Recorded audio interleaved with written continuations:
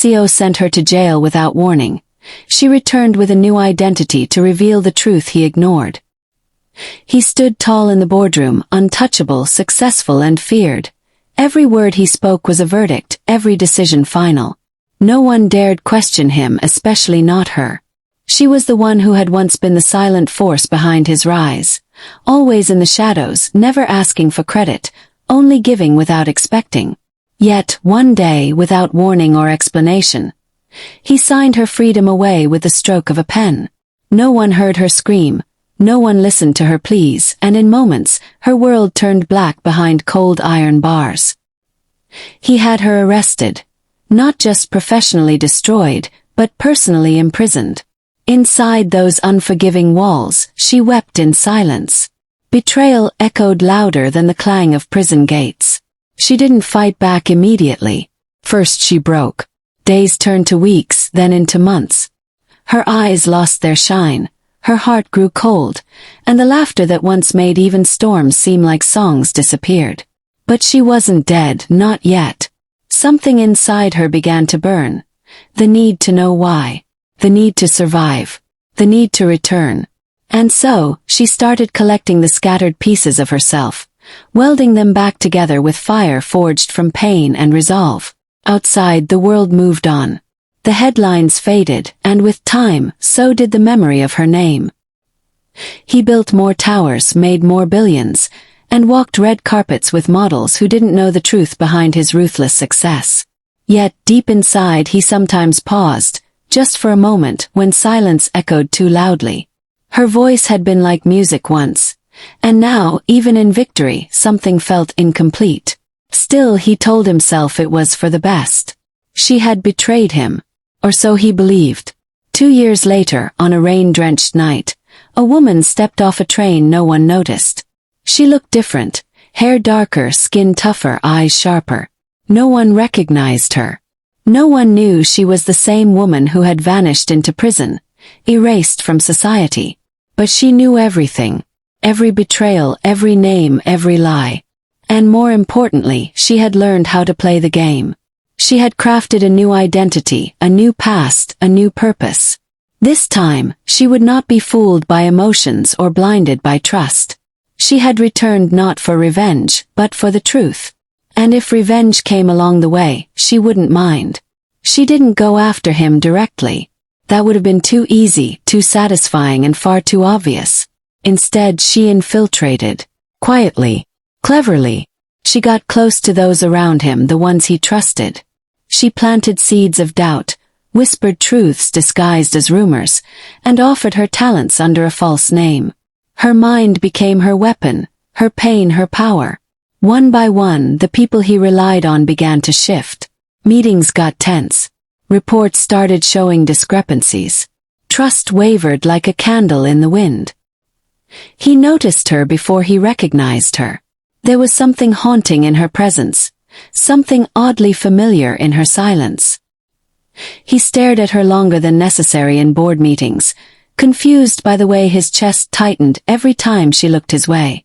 Her eyes seemed to hold memories he couldn't quite place, as though they remembered something he had forgotten, or something he had buried.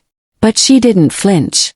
Not even when he leaned in during a meeting and asked her a question only she could answer. She smiled coldly and gave a response so brilliant, even he had to clap. The game had begun. And slowly, piece by piece, he started losing. Not in money or status, but in control. The harder he tried to regain it, the more things slipped through his fingers. Then one evening, as he sat alone in his penthouse office overlooking the skyline, he played an old recording, an internal meeting she had once led. Her voice hit him like thunder. That tone, that intelligence, that warmth. He couldn't breathe for a moment. Memories came crashing back. The way she used to look at him like he was worth saving. The late nights, the soft words, the whispered ideas that shaped their empire. He had loved her once, hadn't he?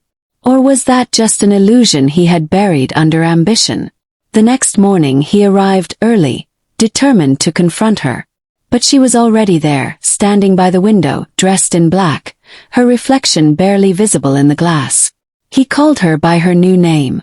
She turned slowly and smiled, a hint of something unreadable in her eyes.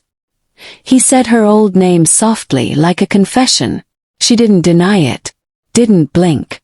Instead, she whispered, "You finally see me. Took you long enough." The words cut deeper than knives. His knees went weak, but he didn't fall. He had destroyed her, and she had come back, not just whole but stronger, different, unbreakable. "Why didn't you tell me the truth back then?" she asked, voice steady despite the emotion trembling beneath. "Why did you believe lies instead of looking in my eyes?" He opened his mouth, but no words came. How could he explain that fear had whispered louder than love?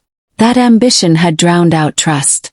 That he had seen a single report and without question ordered her gone, like a file to be deleted, not a soul to be protected? "You weren't just a mistake," he finally said.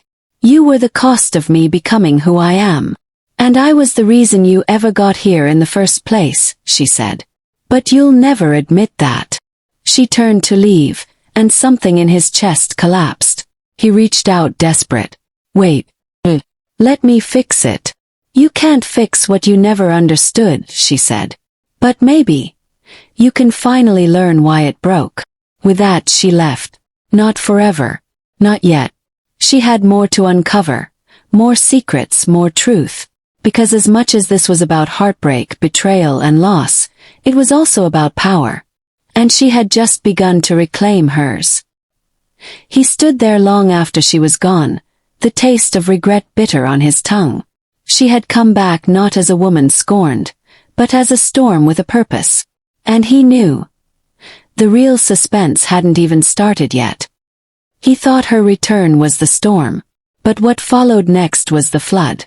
Her presence, once silent and calculated, now echoed through every department.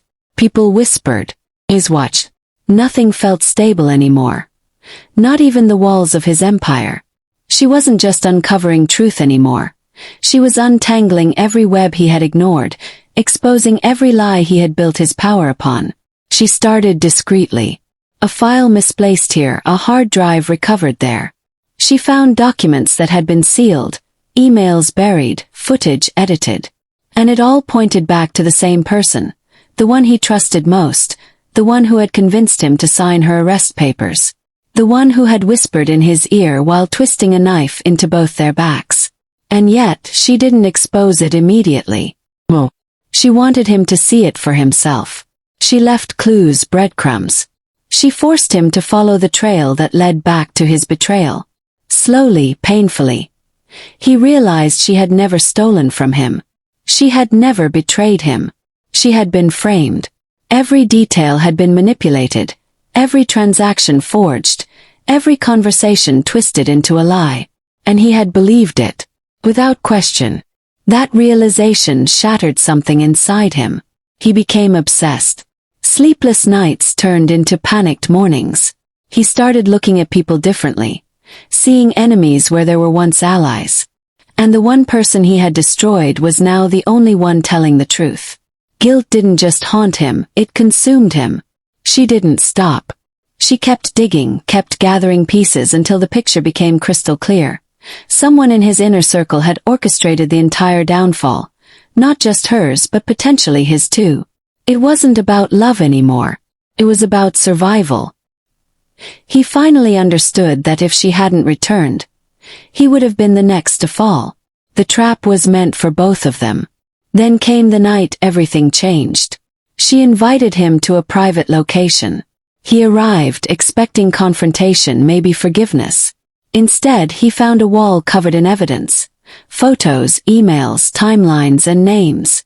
She stood in front of it like a prosecutor delivering the final blow in court. And when she finished speaking, he said nothing. Just stared.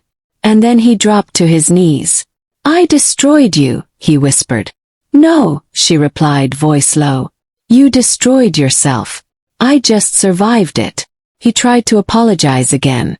She didn't accept it. Not yet. Instead, she gave him a choice. Expose the real culprit himself, or she would. Either way, justice would happen. But only one path offered redemption. He took the harder one. In a press conference that stunned the city, he announced the investigation, admitted his own blindness, and stepped down temporarily. He confessed he had made grave mistakes, trusting the wrong people and hurting the right ones. It wasn't just an apology, it was accountability. And the world watched as the once proud CEO began to dismantle his own legacy piece by piece to rebuild it on truth. She vanished again. Not to hide but to heal. This time she wasn't running from shame. She was walking toward peace. Her past had been scorched, her heart torn, but her soul remained undefeated. He tried to find her weeks later.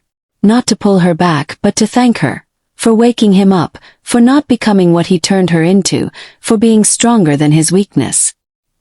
He finally found her standing by a quiet beach at sunrise, eyes watching the horizon, a soft breeze playing with her hair. She didn't turn when he approached. "You came," she said without looking. "I had to," he replied. "I needed to see if you'd forgiven me." "I haven't," she said honestly. "But I'm trying. I never stopped loving you," he whispered. "And I never stopped bleeding because of you," she answered.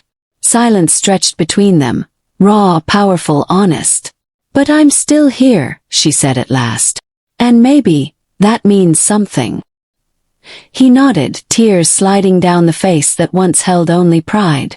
"Can we start again? Only if you understand that this time, I'll never stand behind you," she said.